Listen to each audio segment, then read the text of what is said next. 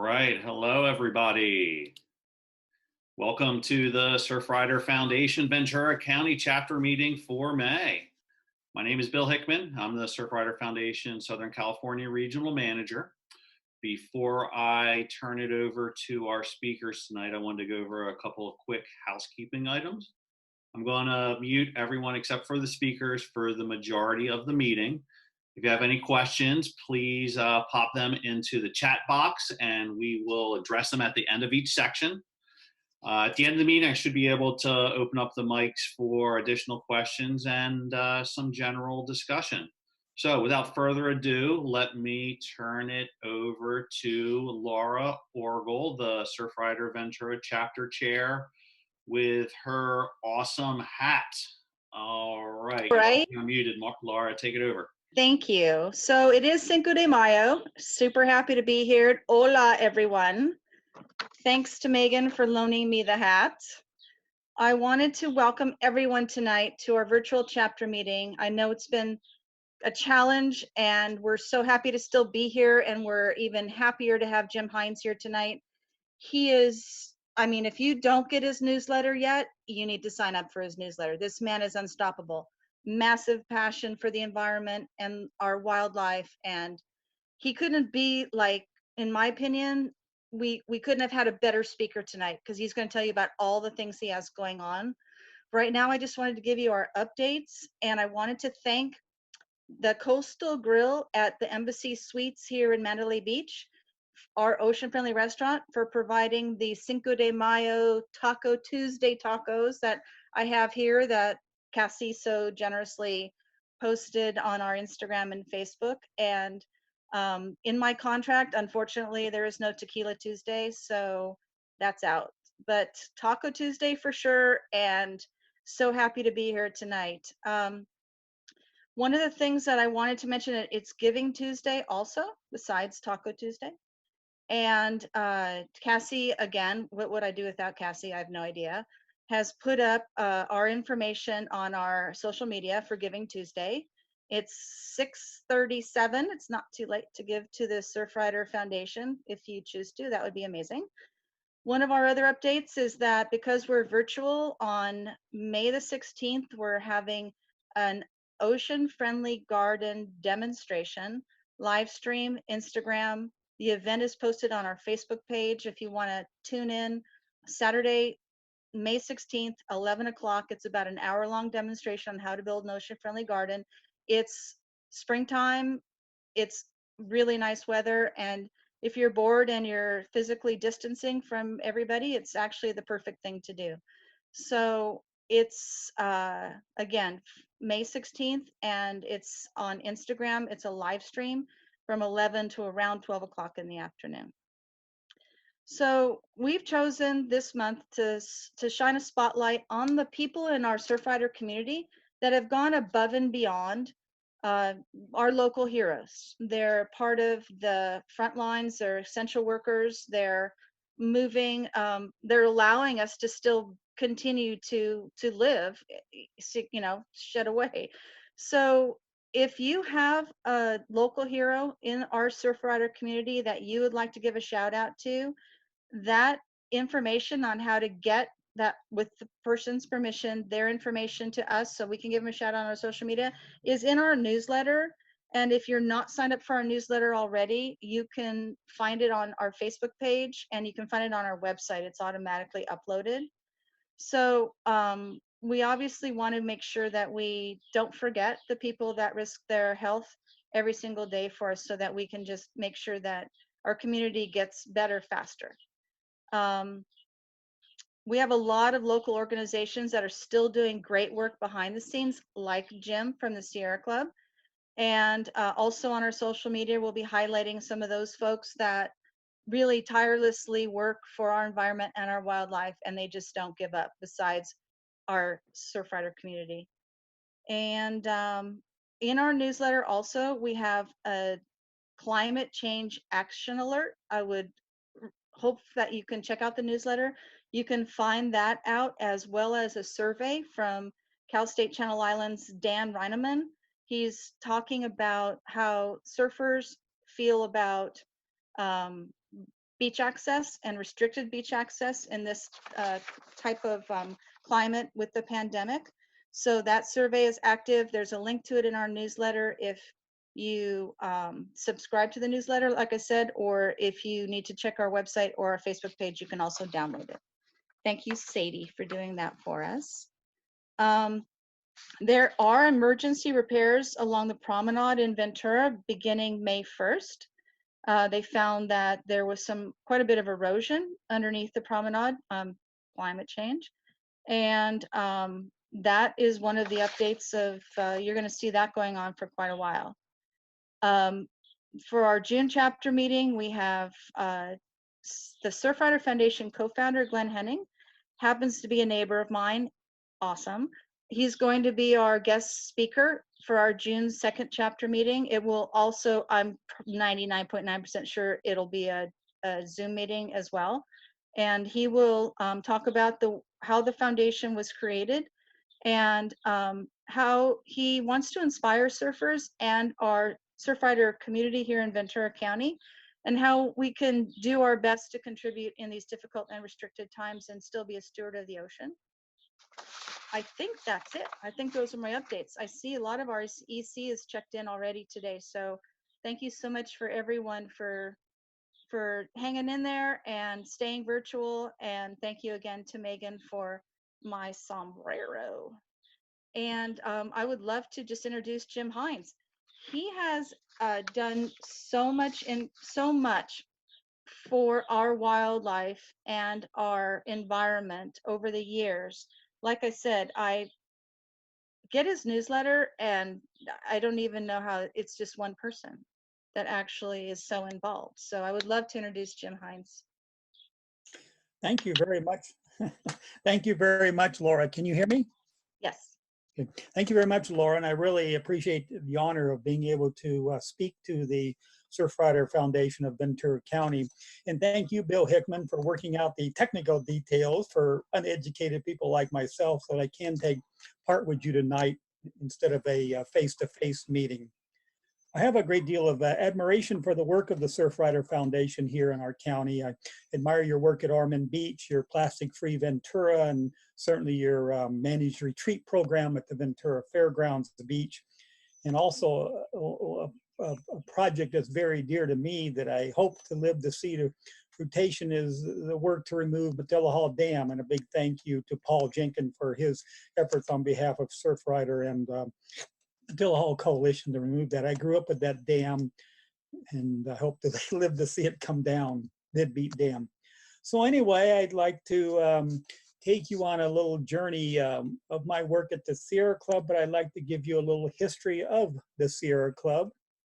The Sierra Club is the nation's oldest and largest grassroots environmental organization. We were founded in 1892 by naturalist John Muir, who lived in the city of Martinez, California, that is just east of San Francisco. John Muir had a great love in his natural work, writing and studying nature, to spend a lot of time in and visit the Sierra Nevada mountain range.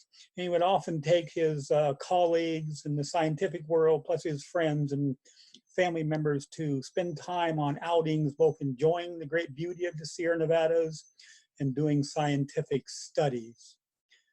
John Muir and his little group of friends and associates found out that there were a number of negative things happening way back in the late 1890s planned for the Sierra Nevada mountain range area.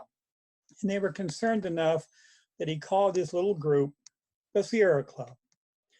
And they started to write letters to various members of Congress. And they would journey from Northern California to visit Congress in DC. And John Muir developed a friendship with then President Teddy Roosevelt. And through that friendship, John Muir and his little organization called the Sierra Club were able to convince President Roosevelt to protect the area in the Sierra Nevada mountain range. That area is a very special place that you and I know to love today as Yosemite National Park. That's where the fire of passion of the Sierra Club really began. The Sierra Club over the decades has worked hard to establish national parks in the Pacific Northwest, the Great Bend of Texas, the Everglades of South Florida, the Great Smoky Mountains, and Shenandoah National Parks in the Appalachian Mountain Range of the East Coast.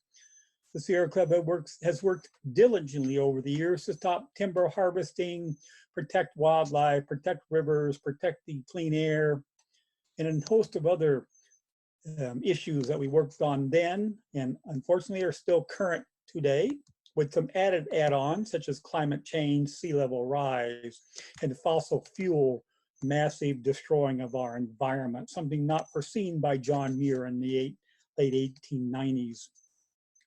The Sierra Club started to form itself into an organization with various statuses. One of the biggest battles we took on in the 1960s, which gained the Sierra Club a lot of support and a lot of dislike from certain people in power in DC, was our efforts, successful efforts, I should say, to stop 2 dams from being constructed in the Grand Canyon on the Colorado River. The Sierra Club galvanized itself and worked forward from the 1960s to work closely with Congress in the 1970s, and yes, a Republican President, Richard Nixon, to create the Environmental Protection Agency, to have President Nixon sign the Federal Endangered Species Act, the most wide-ranging land or wildlife protection act in our nation's history, as well as pass and sign the Clean Water Act, the Clean Air Act, among other things as well, and the National Wilderness Preservation Act. I'm very proud to be associated with the Sierra Club, and the Sierra Club is a bottom-up driven organization. We are a membership organization. People do pay dues. Our national headquarters is in Oakland, California. We have a large staff, executive staff, issue-driven staff, and a large legal staff. And the Sierra Club works across the nation. We have 65 chapters in all states across the nation. We have offices in most states, several in California. The closest one to us is Los Angeles. And we have a national legislative office in the nation's capital. Sierra Club works mainly in 4 ways to influence protection of the environment. We work in a very public way with the news media in galvanizing citizen support through rallies and social media and general media activities. We work very hard to arrange and speak out and get others to speak out with us at public hearings on various events, whether it be locally or across the nation. We meet and discuss environmental issues with appointed and elected officials across the nation, including right here in Ventura County. And we have an outstanding legal team that, among other things, is actually some of our attorneys are licensed or approved, if that's the term, to appear before the United States Supreme Court. That's a rarity in this nation. Only several hundred lawyers are allowed to do so by the court. And we are very successful. We have about a 95% success rate in courts across America, whether it be local superior courts, such as here in Southern California, or federal courts across the land. And our final work, 4th element, is we are very, very political. We are a nonprofit, but we are the nonprofit that can engage in political advocacy. The Sierra Club is the nation's only environmental organization that actively interviews and endorses candidates for public office, from local city councils all the way up to the presidency. The Sierra Club interviews and goes through a very restrictive process of selection of the candidates we do endorse. We have PACs, political action committees, that fund candidates. Many of our members and supporters actually walk door to door for candidates that we have endorsed, and the candidates that we endorse covet our endorsement. They're able to use our literature and logo in their stationery. And here locally in the March primary election, we had about a 95% rate of success. I had 1 loss. The 3rd district in Camarillo, our endorsed candidate was lost the race to a fossil fuel candidate. And in the 2nd district supervisor's race, our endorsed candidate, Carmen Ramirez, is in a runoff in the November election. So this November will be a very, very important election, not just for the presidency, but at every office from your local city council, of which in Ventura, where I live, there's a city council election this November, from the city council, state legislative offices, congressional offices, and all the way up. So please vote. And then now I'd like to take you into a little bit of how the chapters work in the Sierra Club. Most of us, I assume, on this Zoom call live in Ventura County. You are in the Sierra Club's Los Padres chapter, which encompasses all of Ventura and Santa Barbara counties. The Los Padres chapter is all the 65 chapters of the Sierra Club across the nation, is governed by a chapter's executive committee. I sit on that executive committee and I was chair of the chapter for 5 years. I now work as a chapter's conservation director and develop and carry out chapter-wide campaigns to protect things that I'll share about in a little bit. The chapter has 4 groups, 2 in Santa Barbara County and 2 in Ventura County. The western half of Ventura County, the cities of Oxnard, Camarillo, Ventura, Ojai, Santa Paula, and Fillmore are in what's known as the Ventura Sierra Club group region. So in addition to our chapter-wide work on 2 counties, we focus in on more site-specific work with each group and their geographical region in the county. So I'd like to take you on a little journey tonight, a little personal journey of mine through the Sierra Club. But to begin that journey, we have to go back in time, 2 years, and journey with me 5,000 miles across the nation to an office building in Washington, D.C. I work on a number, in addition to my work for the Los Padres chapter, I work on a number of National Sierra Club campaigns, so a National Public Lands campaign, and another campaign called Protect Wild Utah.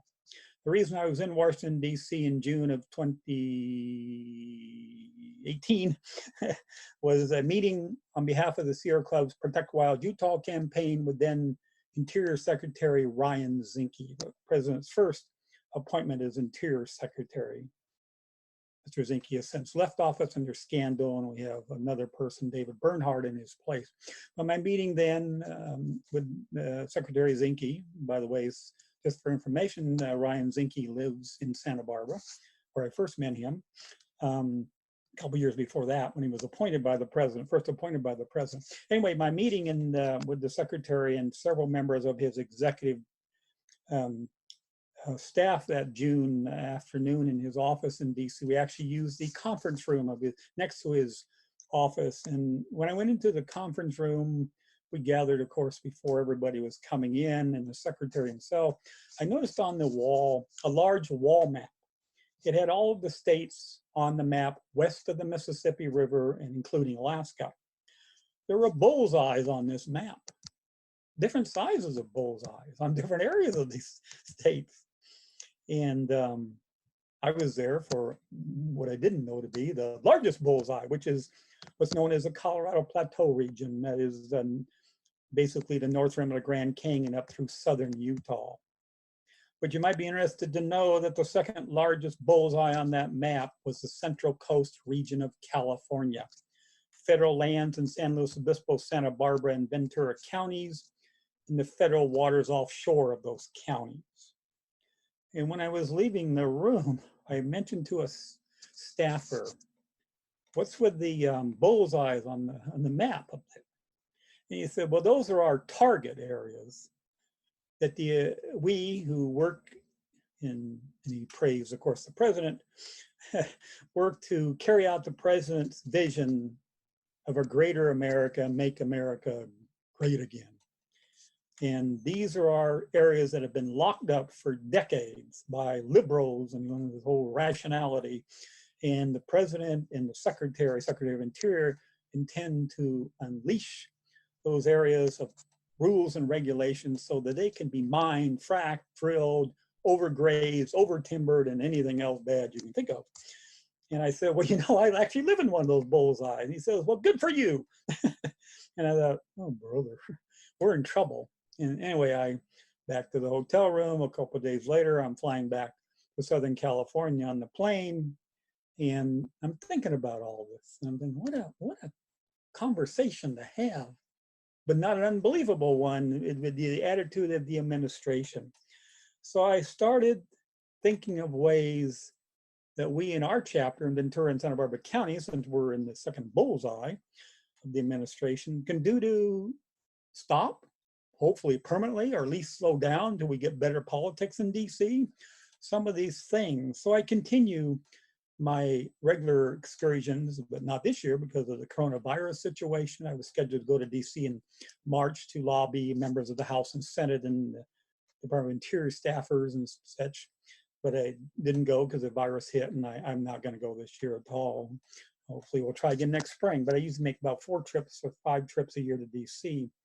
But I started thinking, and I keep in touch with all the contacts, because even though the principal players, the secretary, and his cabinet under him, the undersecretaries are certainly our adversaries, but many of the staff are our friends. And you can, by working with our adversaries and keeping that dialogue going, I get some pretty good information. Some of you who are on my email list have seen some of those things that I've been able to project that are coming at us that are not quote unquote public yet, for obvious reasons by the administration. They like to sneak things under us, but we don't let them do that.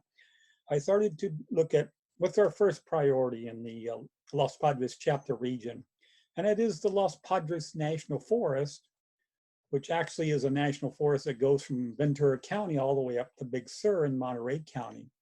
But the primary extraction areas are in the national forest in Ventura, Santa Barbara, and San Luis Obispo counties. Plus, there's a federal area in eastern San Luis Obispo County known as the Carrizo Plain National Monument. These are all areas that are slated for drilling and fracking and some mining and some limited timber harvest and grazing, all detrimental to the environment. So I sat down then, and myself and several others sat down then with Congresswoman Lois Capps, Democrat of Santa Barbara. The 23rd Congressional District, which then was held by Ms. Capps and is held today by Congressman Salud Carbajal of Santa Barbara, encompasses all of Santa Barbara and San Luis Obispo counties, but that district includes the entire Los Padres National Forest of San Luis Obispo, Santa Barbara, and Ventura County. Congresswoman Brownlee, who most people think of as the congressperson from Ventura County, covers everything except the Los Padres National Forest. So anyway, we sat down with Ms. Capps and came up with this bill over a period of several months to protect areas in the Los Padres National Forest. The bill is called the Central Coast Heritage Protection Act. It also includes protections for the Carrizo Plain National Monument. And unfortunately, before Ms. Capps left office, she could not, retired from office, she could not get the bill out of what was then the Republican-controlled House. So fast forward, Congressman Salud Carbajal was elected to replace Ms. Capps, and he has introduced our bill again. And thanks to it's sad that the protection of the environment is so partisan nowadays. It never used to be that. But anyway, Congressman Carbajal was able to get the Democratic-controlled House, specifically starting with the House Natural Resources Committee, the most powerful committee in Congress that deals with all things related to the environment, public lands, wildlife protection, et cetera, et cetera. They able to get the committee to hold a hearing and then pass the bill out on a partisan line vote, all Democrats voting yes for us and all Republicans voting no. Got the bill to be taken up by the full House in the same situation, got every Democrat to vote yes and every Republican to vote no. And then the bill went over to the Senate just before the pandemic hit and everything came to a halt as Congress was left Washington during the pandemic. The Senate bill came back yesterday. United States Senator Kamala Harris of California is our sponsor of the bill in the US Senate. I spoke with her office yesterday. The Senate just came back into session yesterday. We hope to start the process of getting a hearing before the Senate Committee on Energy and the Environment. That's the first stop in the Senate. Is of course controlled by Republicans who are opposed to the bill because the administration is opposed to the bill. So we're not sure the fate of the bill. And the other thing that could cripple us for a minute is Senator Harris is on the short list of Joe Biden's list of presidential VP picks. And should she be selected, there's no way in heck the Republican Senate would do anything to help Kamala Harris. So we have to switch. If that happens, you have to switch to maybe Senator Feinstein. So we're awaiting that. We're putting pressure on various members of the Senate to try to advance that bill.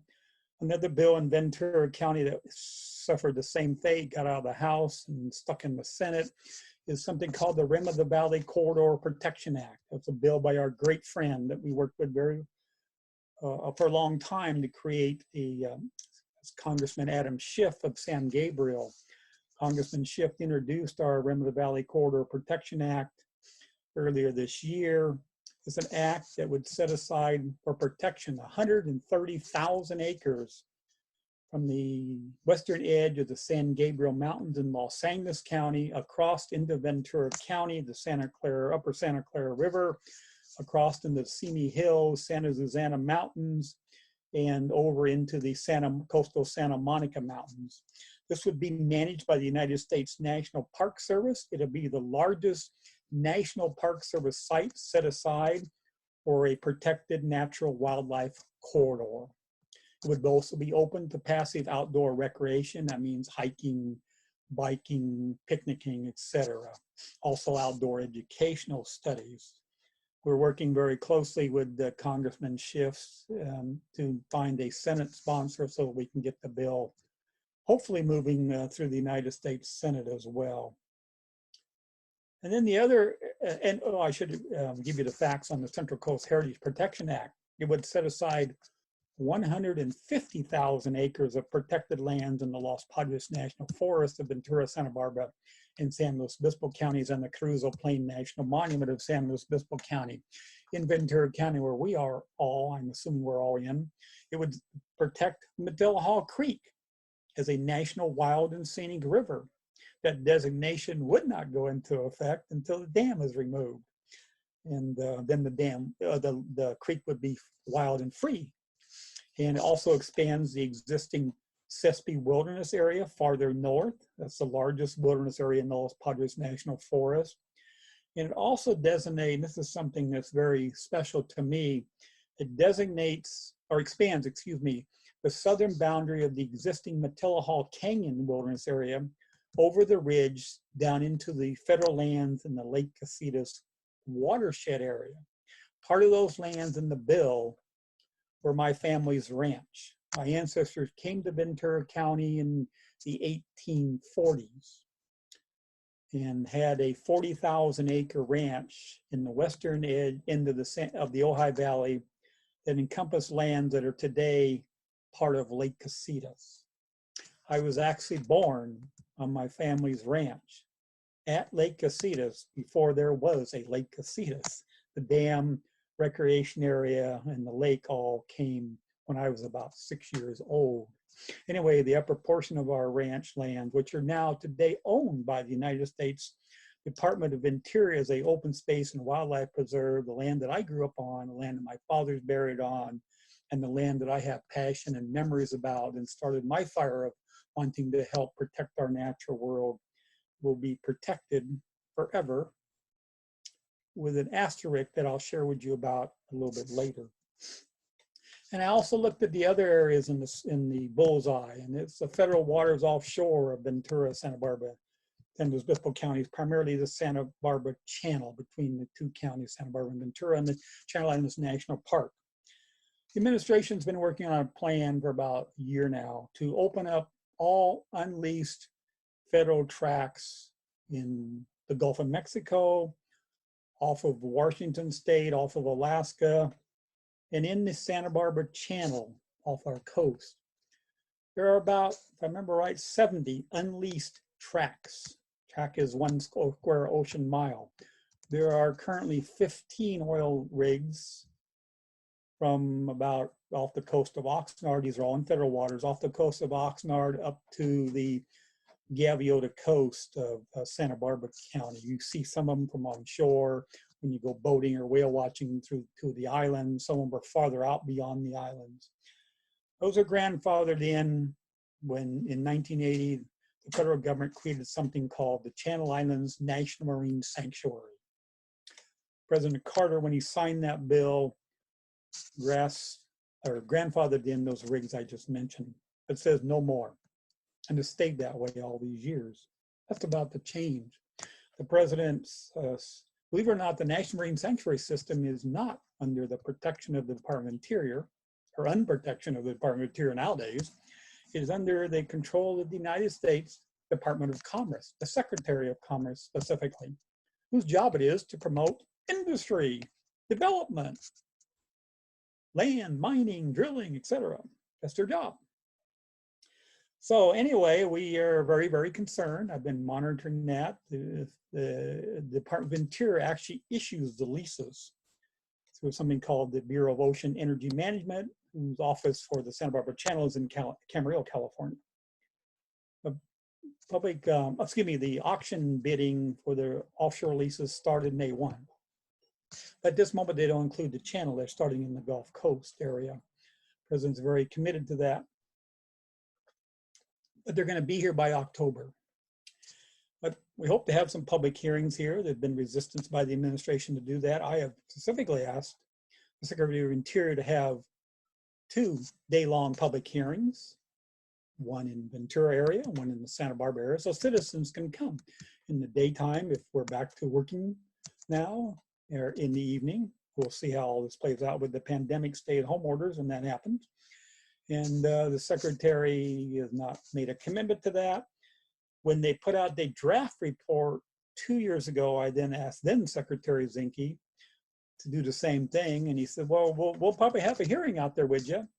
And lo and behold, we all get a press release a month after I asked him. And the public hearing is a 4-hour public hearing in the coastal city of Sacramento, California.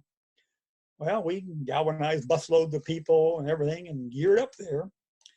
So anyway, it's been a kind of a cat and mouse game with the administration on federal issues. You know, we're so lucky here locally in Southern California to have very progressive, for the most part, pretty progressive and environmentally conscious boards of supervisors, city councils, state legislators, governor, et cetera, et cetera. But federal level, the whole world changes. There's too much power and money there, and we're up against a lot. Some of the other things I'm working on, the project that I created for the Los Padres chapter offshore is called Channel Islands Wild. It's the Sierra Club Los Padres chapter campaign to protect the land and marine ecosystems of both Channel Islands National Park and Channel Islands National Marine Sanctuary. There was a proposal that when then Santa Barbara resident and then Secretary of Interior Ryan Zinke had to actually remove the second largest island in the national park, Santa Rosa Island, from the park. Mr. Zinke is very good friends with the Vail family, the former owners of Santa Rosa Island, who are large contributors to the president's campaign and re-election campaign, and they wanted their island back, even though they were fully paid. But the when Congress directed the Park Service to purchase all the islands that weren't already owned by the federal government, the 5, there were 2, part of Santa Cruz and all of Santa Rosa. They selected the assessor and came up with the price, and the federal government purchased the island, and they said they were happy. Well, all of a sudden we find out they're not. So anyway, that's an issue that stays on the burner, and though Secretary Zinke has returned to live life in Southern California in Santa Barbara, but Secretary Bernhardt, who's deputy, who took his place, and the president appointed him, still occasionally brings it up in meetings, but it's not a top priority. Another big priority for our Channel Islands Wild campaign is the stopping of the federal sanctioning of the killing of whales and other marine mammals off our coast. These are marine mammals are killed by the entanglement in nylon longline drift nets used by the commercial fishing industry, both domestic and foreign, which operate off our shore. And the federal government has resisted our efforts to limit or curtail or phase out. Our state legislature and governor in California have stopped that from happening in the state ocean waters, but those are only from shoreline to 3 miles out. From 3 miles and beyond, it's the federal government. And I've had numerous meetings with the director of the National Marine Fisheries Service. That's the agency that regulates marine mammal, or all fisheries, including marine mammals in the ocean. And they were supposed to put observers on the commercial fishing boats when whales were seen And this also includes not just whales, but diving seabirds, sea turtles, sea lions, sea otters, dolphins. They're all entangled. The last entanglement was 2 weeks ago, right off of Santa Cruz Island. It was a humpback whale. Fortunately, the marine mammal team was able to get out there in time and cut the whale loose. We don't know how many whales we never see because they sink to the bottom. So there's an unsure number, but there's an uptick. The National Marine Fisheries Service just released their 2019 report, and there was a large uptick in whale entanglements and death in 2019. So that's an aggressive campaign that I work on with some volunteers to get federal legislation to stop that from happening. But they have these, the ships still go out even during the COVID virus crisis to fish and entangle. And the federal government was supposed to put observers on, but they pulled them off the boats during the coronavirus, even though the boats can operate. So we wanted the fishery shut down totally, but that's not happening. So the channel is something that's very special to all of us. I know many of you have visited the islands, go whale watching. You just enjoy the ocean itself for what it is, and it's very, very sacred to us and protected. So we will continue Channel Islands Wild and working on a number of proposals to protect our ocean resources here offshore. And then there's another issue I feel very passionately about, and that's protection of wildlife. I grew up in a wild place, the ranch, 40,000 acres, bordered by a national forest, Los Padres. And wild was part of my life and every day. And it feels good to be a speaker at a microphone for a mountain lion that can't do that. It feels good to write a letter or meet face to face with a decision maker on a wildlife issue, because wildlife cannot do that. And we need to be the voices for many things, the voices for an ocean that can't speak up, for wildlife that can't speak up. But anyway, we have a Sierra Club legislative office in Sacramento that works on Sierra Club issues in the region. The Sierra Club legislative office covers all of Ventura and all of California and all of Nevada. And they have a committee and team for about every issue you can think of: water, clean water, agricultural water, pesticide spraying, climate change, wilderness issues, et cetera, et cetera, et cetera. But I found out we didn't have one for wildlife protection. So about a year and a half ago, I sat down with our staff in Sacramento and talked about the importance of protecting wildlife in California and Nevada and marine mammals off the coast of California. So I was given permission to create something called the Sierra Club California Nevada Wildlife Team. That's a group of Sierra Club staff and volunteer advocates who work on developing and carrying out Sierra Club campaigns to protect wildlife in the 2 states and marine mammal issues offshore of California.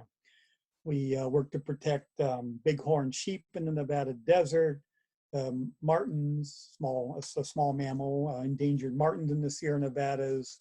We also are active in protection of gray wolves in Northern California. We have one of our team members who lives in Lassen County, has been selected by the governor to be on the California Department of Fish and Wildlife gray wolf stakeholder team. So we work for advocacy to protect the gray wolf in the northern part of California, where they've come in from Oregon and sort of settled in, which we're happy for. And then, of course, we have I developed a special campaign called Mountain Lions Forever. It's a Sierra Club campaign to protect the largest wild cats in California. And specifically here in Southern California, talking to a number of mountain lion advocates, both professionals and those who just care, and also the scientific community, and specifically mountain lion biologists with the United States National Park Service, specifically Santa Monica Mountains National Recreation Area, which is ground zero for protection of mountain lions. We came up with a plan that involved several agencies, both the state California Department of Fish and Wildlife, United States National Park Service, and some partner conservation groups such as the Mountain Lion Foundation and the Center for Biological Diversity. And to make a long story short, we got a hearing before the California Fish and Game Commission 2 weeks ago during the pandemic. The commission, which is 5 members appointed by the governor, which oversees the California Department of Fish and Wildlife, could have very easily put this issue off until long after the pandemic. Our petition asks them for listing numerous scientific reasons of the loss of big cats in Southern California and the dwindling population, to place the 5 distinct populations in Southern California counties, including Ventura County, Santa Barbara and San Luis Obispo counties, Los Angeles and Orange counties, into state endangered species status. The commission held the hearing remotely. We all took part verbally through Zoom. We were able to speak one at a time to the commission when that time came in the afternoon. The commission did vote to start a 1-year study process, giving the lions immediate protection while the 1-year study is being done. And so we're very elated that we know that the Endangered Species Act will be permanent once we get through this 1-year study period. So we're very elated about that. I also work very closely with a wonderful group. It's actually a husband and wife in Malibu, started several years ago, something called Poison Free Malibu.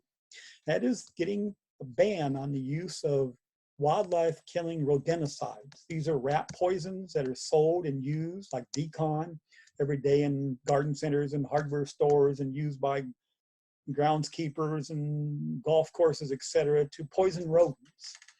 And the thing about these anticoagulant, what they're called, and animals keep bleeding, like if you take a blood thinner medicine, it's the same theory on steroids. Once these are used in outdoors and gardens and around homes and golf courses, etc., to kill, say, a rat, the rat dies. Along comes a mountain lion eats rat, mountain lion dies. And this is happening a lot in Southern California, specifically in Ground Zero in the Santa Monica Mountains. So we're able to get a number of cities, including Malibu, where our little friends, Keon and Joel Schulman, started, to ban the use of sale and use of anticoagulant rodenticides. We've gotten the city of Thousand Oaks, we've gotten the city of Ojai, the city of Simi Valley, and our county so far. But we have a state bill by Senator Richard Bloom, one of our great friends out of a Democrat out of Santa Monica, state assembly member, introduced our bill in the state assembly last year to ban it statewide, got the bill passed by the assembly, went over to the state senate, the pandemic hit, Senate's not in action yet or just starting to come back, but they won't consider our bill to this fall because they have pandemic relief bills by the hundreds to deal with. The governor, in discussions with the governor, who's made strong commitments to protect mountain lions here, says he probably will sign it, but he wants to see the final bill. But we've been working very closely with Governor Newsom on several other issues. One is the creation of something called the Liberty Canyon Wildlife Overpass. This is a wildlife overpass over the 8-lane 101 freeway in Agoura Hill. This is the choke point where mountain lions and other mammals attempt to cross from the inland mountains of Ventura County into the coastal Santa Monica Mountains. And the only way they have to go across, which they've been doing for eons of time before man came around, is today attempting to navigate the 8-lane 101 freeway. 16 mountain lions have been hit and struck in the last 2 years and killed. Other smaller mammals, deer, coyotes, etc., are hit regularly and killed as well. So the Caltrans, the state California Department of Transportation, is committed to building this overpass. It'll be the size of a 2-lane highway. It will be only for the use of wildlife, and there'll be several hiking trails on it that will span the entire width of Liberty Canyon. We are halfway there raising money to build it. Caltrans has designed it on paper already and working out the engineering details, and hopefully if everything goes right next spring, we can get the construction started. It could take 1.5 years to build. It's a large project. It will be, when it's completed, the largest wildlife overpass in North America. So we're very, very excited about that. And back in February, we had Governor Newsom down to look at some other projects protecting mountain lions in the Santa Monica Mountains. And one of them, sort of a coastal project, not in Ventura County, but we've been working on is there's a 150-acre parcel of land just across from Malibu Lagoon State Park in Malibu. It's up on the hills, the Sweetwater Mesa project, 150 acres owned by David Evans. The world knows David Evans as the famed U2 rock guitarist known as The Edge. Him and his wife own this large parcel, and he has plans to build these huge mega mansions. So he applied, as he's required to do, before the California Coastal Commission.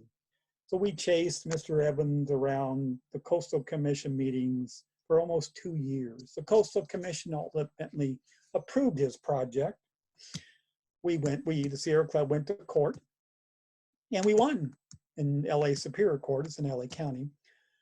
We actually were sued the Coastal Commission for violating Coastal Act laws by approving this. We won. The State Coastal Commission appealed it to the California Supreme Court, and we won again. So he's in a usual position of what does he do with his 150 acres that he can't build on? And we like him, and we put a little bit of pressure on him. We do not want people to pressure the entire group, U2. They may not even know about this. It is him only, The Edge. And anyway, we had the governor down, and we showed him the parcel, and we're asking him to approve, already voter approved, state wildlife bond monies to purchase that. Once he says yes, then there's a long negotiation between the state of California and the applicant or his representatives about doing that.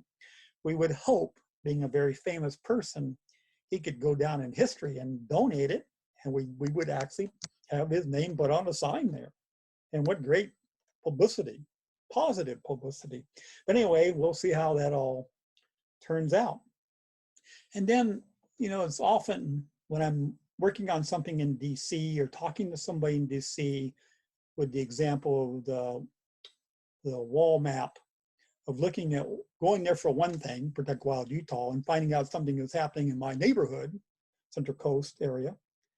And I was on the phone, because we're all doing everything remotely now, with a staffer I've developed an interesting relationship in the U.S. Department of Energy. We were talking about, again, uranium mines in Bears Ears National Monument in southern Utah. The president shrunk Bears Ears the year after he took office for the specific purpose of mining for uranium, and fracking for oil, and a few other minerals.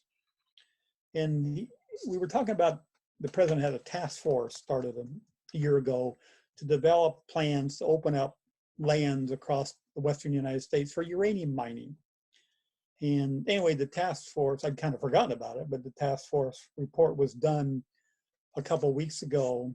And the day I was talking to him on April 24th, he mentioned to me that the report was done and would be transmitted by the task force to the Secretary of Energy on the 25th, and the Secretary of Energy would forward it to the president on the 27th, and the public would be able to see it on the 28th via a link on the Department of Energy website, which still doesn't exist for us, believe it or not. No, I shouldn't say believe it or not. It happens.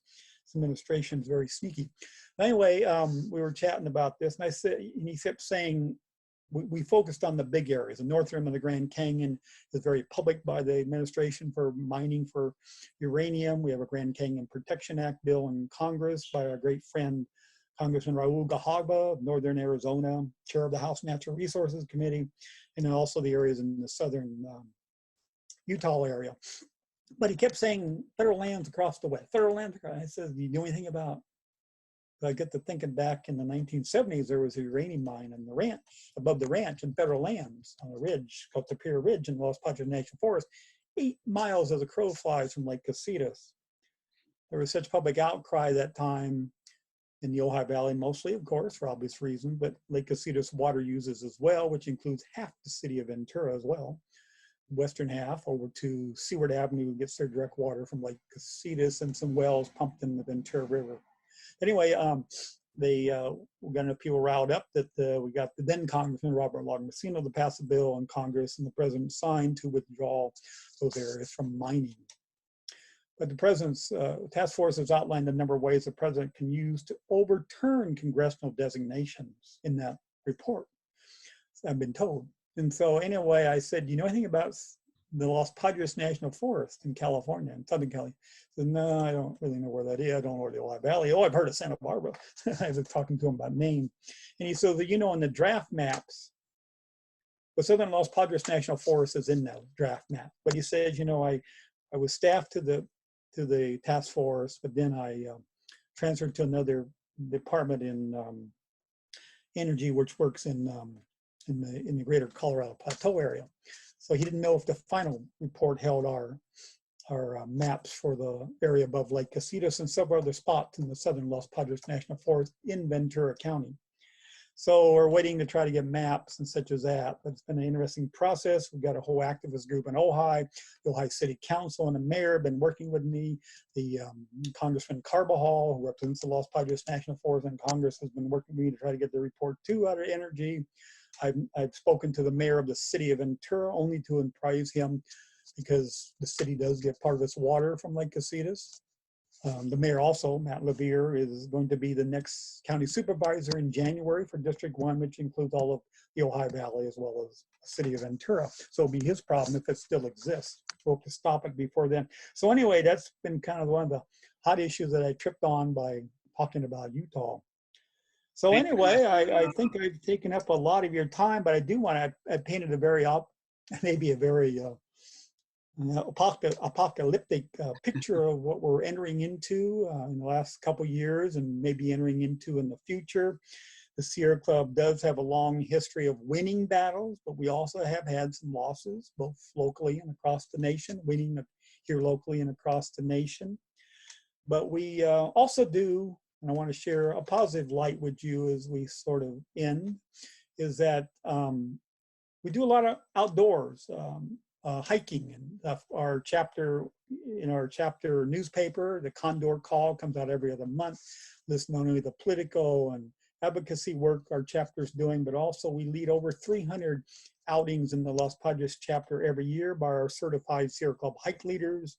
They're everything from scheduled twice weekly beach walks in the beaches in the chapter to week-long backpack trips in the San Rafael Wilderness or the Sespe Wilderness and everything in between.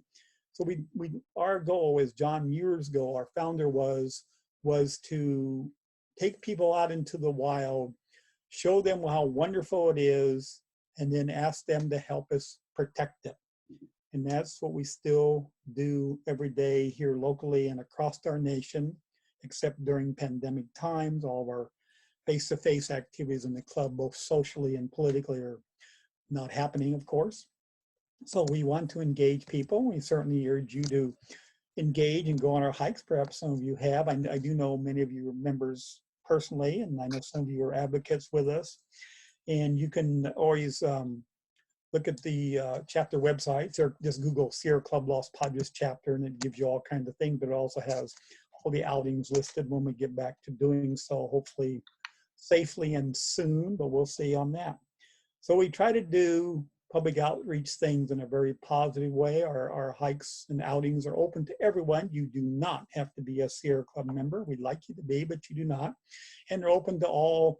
When you see a hike listed, you'll see different levels. It'll be a moderate hike, an easy hike, a strenuous hike, it says that.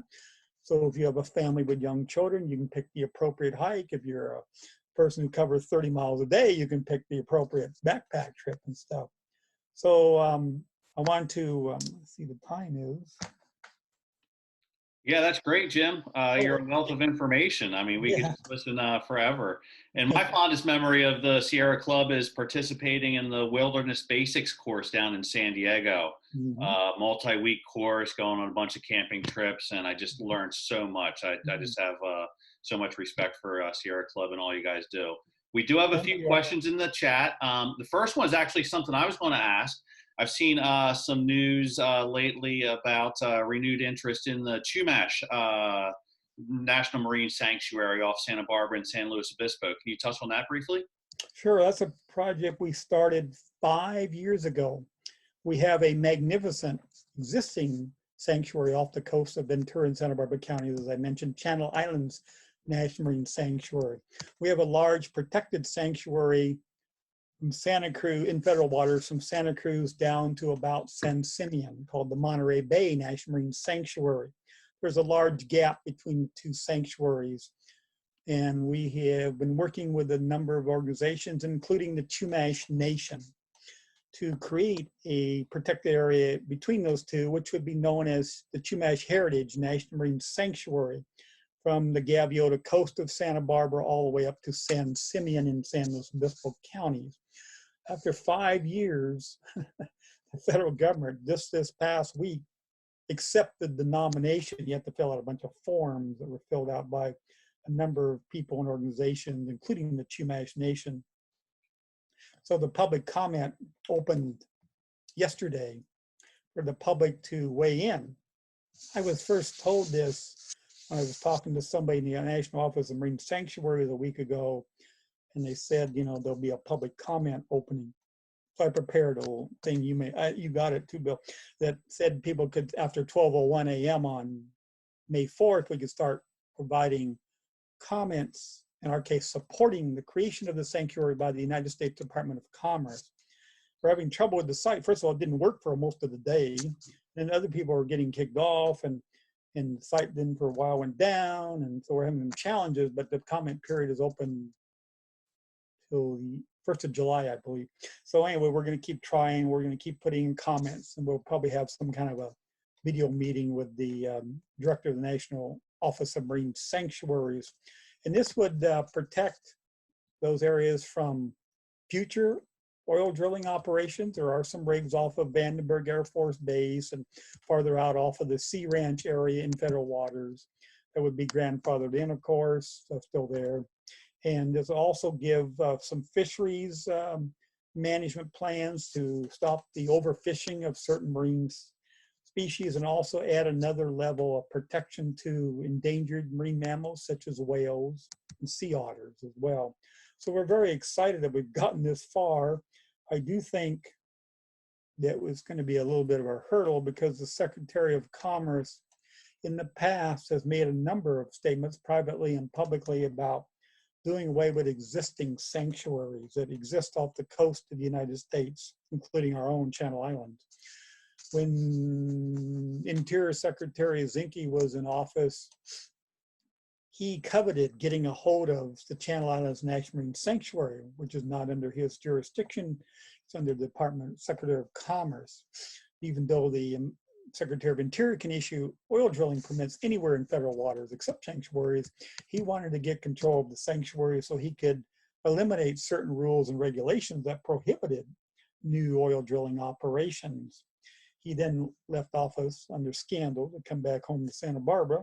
And his predecessor, David Bernhardt, appointed by the president, his deputy appointed by the president, wants to continue that path. And the comments I hear out of people in the Secretary's staff, senior staff, say that the Secretary of Commerce could care less about sanctuaries, be glad to get rid of them. So it could still happen. But wait a minute, we're going to play the game. We're going to try to stall. We're going to make comments as soon as we can. We urge people to do so through the Federal Register website that works and sometimes works for finding. So anyway, that's it on that one, Bill. Great, thank you. Next question. Is Hines Peak in the Los Padres named after your family? And one of my great ancestors, John Doan Hines, long before my time, he was an early circuit court judge in the territory of, I forget what they called it down here. It wasn't California yet, a circuit court judge. Worked out of Santa Barbara where the courts were when we were a territory. And he had a hiking group. Even though he lived in Ventura, the court was in Santa Barbara. It was the county seat, but what is now Ventura and Santa Barbara counties was the county seat was in Santa Barbara. We now have our own county, of course, and our own seat. But he was an avid outdoorsman and had a hiking group. They did all these different peaks. Anyway, it was named in his honor. So yes. Wow, it's amazing. You have awesome roots here in the area. That's great. Next question. Is there a public resource for updates on whale entanglements in Ventura? Makes me so angry and those entanglements are happening right under our noses, but maybe not widely talked about in the local press. Well, there's no direct public resource that I'm aware of. The report I just cited came out a few weeks ago, but it was by the federal government for the year 2019, which is behind us.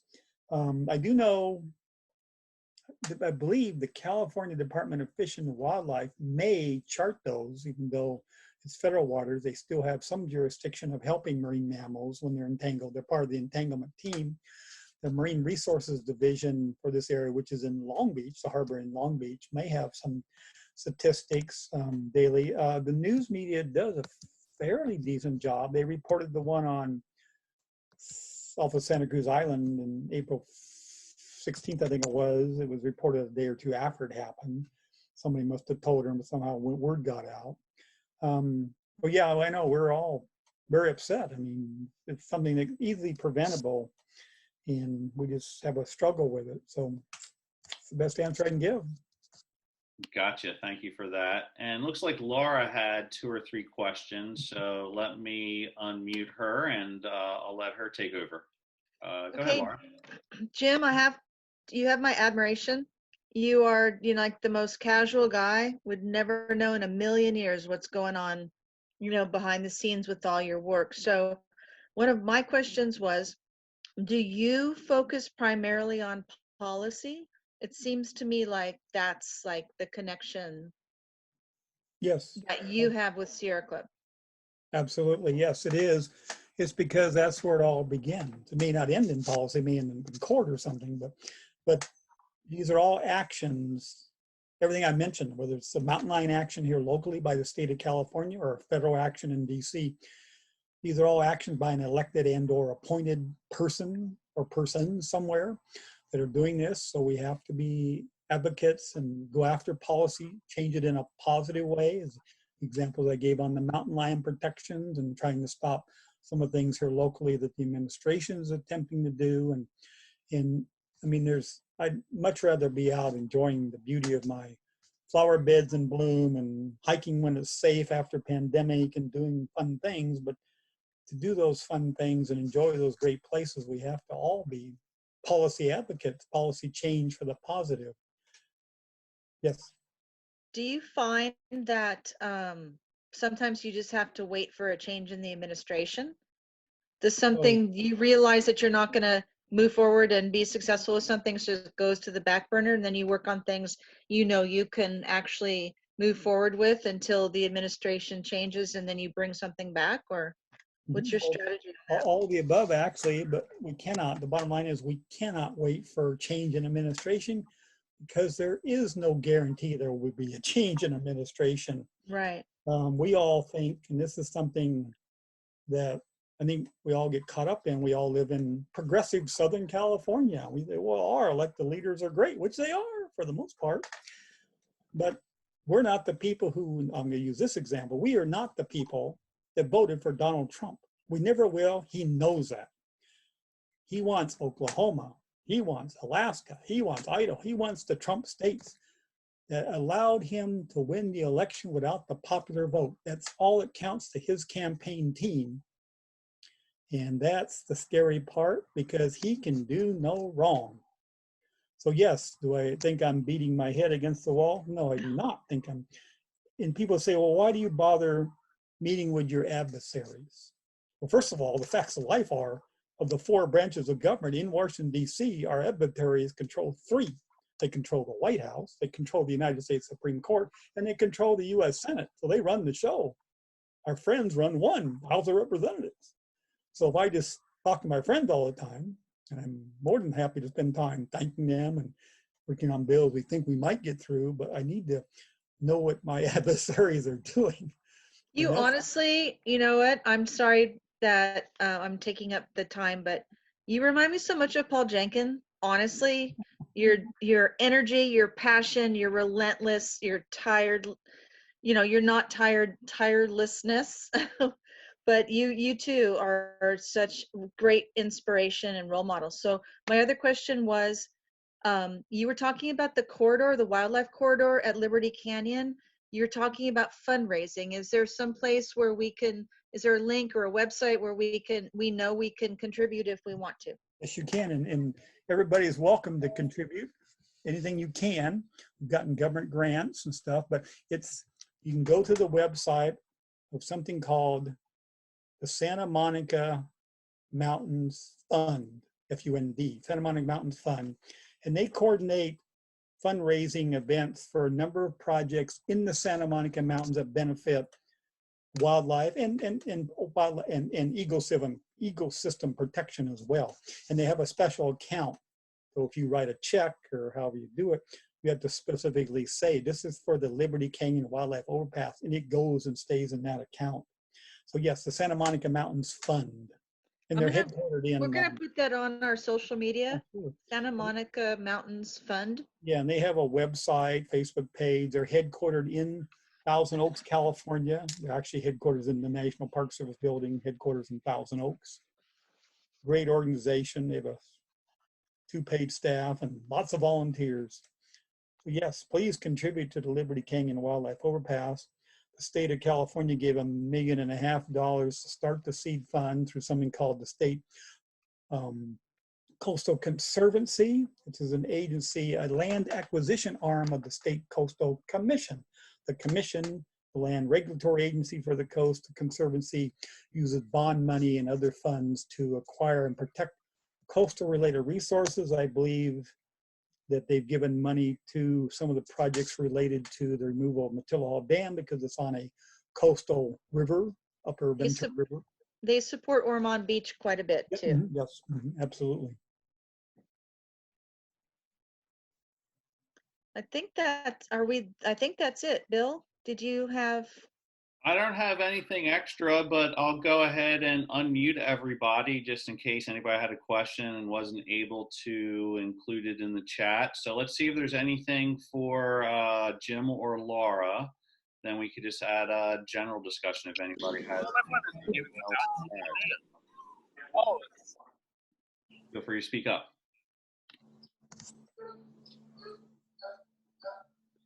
No. Jim, I've got a question for you, and I'd have to preface it by saying, oh my gosh, thank you for everything you do. That is incredible. Everything you touched on was stuff that I helped out on my undergrad, but I'm amazed at how much you do on a daily basis. Anyway, I did my undergrad research on Santa Rosa Island, and I heard you mention about how Tim Vail is trying to get the island back. Now, I haven't heard an update on it since I graduated, but when I was out there finishing up my capstone, he actually did come out to the island, and from what I understand, he makes frequent visits out there because that was his home.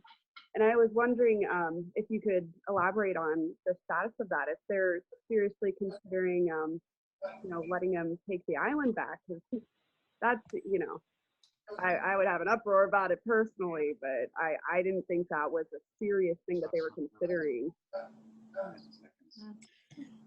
Everything we hear that sounds out of this world by this administration should be taken very seriously, because some of these out of the world things have happened already. But specifically Santa Rosa Island, and then Secretary Zinke's plan and now Secretary Bernhardt's plan. First of all, they realized when they lost the House that they wouldn't control the full legislature in Congress. It takes an act of Congress to shrink the boundaries of any national park or expand them for that matter. So that was another question, because the House is not going to go along with that, thank goodness. So the next trip is to all federal lands, national parks, national monuments, et cetera, have something that guides how they operate in land protection, wildlife protection, visitor use, et cetera. So it's called the General Management Plan. In this case, the General Management Plan for Channel Islands National Park. Have to be, they're done when the park is created, and then they're updated every 10 years. So it's getting around time to update the one for Channel Islands National Park. The Secretary envisions that they will use the general management planning process to allow a concessionaire, which happens to be the former owners of Santa Rosa Island, to operate the island. So yes, they cannot transfer title of the island to a private person, organization, or entity, but they can certainly allow, or attempt to allow in this case, a private entity to operate the island. And that's, of course, that process has not started yet. It's usually a process that when it does start, takes about a couple years. They have to do a draft EIR on positives and negatives and hold comments and go through a bunch of studies. So something I think it's not a big thing on my, even though it's next door to me, so to speak. It's not something that's real big on anybody's agenda, including the secretary. There's bigger fish to fry and bigger battles that they think they can win. So it's sort of on, I think they're keeping the former owners happy by saying, well, we're working on it, we're working on it, we're working on it. Just keep sending your money to the Trump reelection campaign. We're working on it. Is the gist I get out of the Zinke family members I know in Santa Barbara.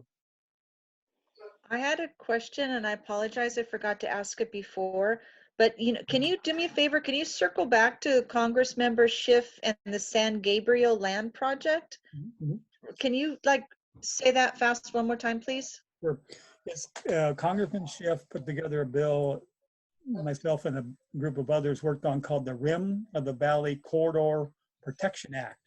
And that would designate the National Park Service to work on acquiring and managing approximately 130,000 acres that would extend from the San Gabriel Mountains National Monument in Los Angeles County westward into Ventura County, just south of the Los Padres National Forest, but encompassing the upper branches in Ventura County of the Santa Clara River, also encompasses the Simi Hills and Santa Susana Mountains in Ventura County, and extend across into the coastal range of the Santa Monica Mountains for wildlife protection corridor and for passive outdoor recreation. The bill is awaiting, it passed the House, is awaiting a vote in the United States Senate. And you're going to give us updates in your newsletters. Oh, when we get a date before the Senate, we're going to ask the nation to put pressure on their senators to vote for it. Perfect. Thank you. Awesome. Any other questions for Jim? So, Great. Any other questions or general comments? I wish I was socializing with a local beer, but I just have my glass of water right now. So I know, our social. I miss our social. Oh my gosh. So true. John, Well, were you trying to raise your hand? Did you have a question? Oh, let me try to unmute you. Sorry about that. I think you may be muted on your side. There we go. Yeah. I'm sorry. First of all, thank you for letting me monitor this. And Jim and I know each other for many, many moons. I'm president of CFROG, which is Climate First Replacing Oil and Gas.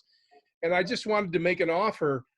Our videographer and drone pilot has just completed an hour-long video from Matillahawk Canyon all the way down the river to the coast. It is just a spectacular shot of all the riparian habitat, of the various structures, the wildlife areas, the river itself. And I'm going to send it to you, Bill, a link to a Dropbox. And if you choose to do so, you could send it to your folks, because we would like in sometime in the future to have all the stakeholders in the Matillahawk Coalition make this video together so that we could get the dam removal, the land trust, the Ventura River Parkway project, all those things that would just really coalesce around this wonderful video that we have already, at least in draft form. So that's all. I'm going to send it to Bill, and with your permission, folks, he'll send it to you if that's okay. Absolutely. That sounds amazing. Yeah. Thank you very much. Great. well, I see Kathy comment. What's that? I see that Kathy. Cool. Any other questions or comments? Well, thanks to those of you who popped on video for a little while. Greg, Zach, good to see you guys. Cassie, Laura, John, Jim. Thanks for everybody for joining us tonight. As always, feel free to stay in touch on social media and via email. As Laura mentioned, we will be back in early June, first Tuesday in June with Surfriders, one of Surfrider's founding fathers, Glenn Henning. So until then, everybody stay safe out there. You too. Respect everything and be good. And we'll see you next month. Take care, everybody. Thank you again, Thanks, Bill. Jim. Thanks, Laura. Thanks, Jim. Thanks, Bill. Thank you so much. Thanks so much. Bye.